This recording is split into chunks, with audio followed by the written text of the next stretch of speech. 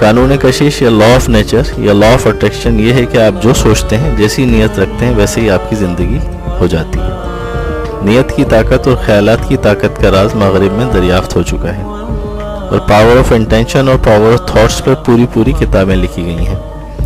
یہی بات حضرت علی، جنہیں علم کا دروازہ رسول اللہ صلی اللہ علیہ وآلہ وسلم نے لقب دیا تھا، تفصیل سے بیان فرمائی ہے۔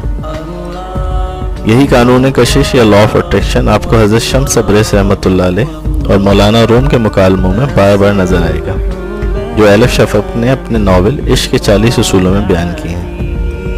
حضرت شمس تبریز کائنات کے اہم راز قانون کشش کے بارے میں چند اصولوں میں یہی اسرار و رموز سکھاتے ہیں۔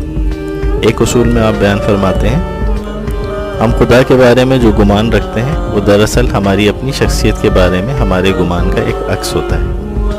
اگر خدا کے ذکر سے ذہن میں محض الزام اور خوف ہی ابھرے تو یہ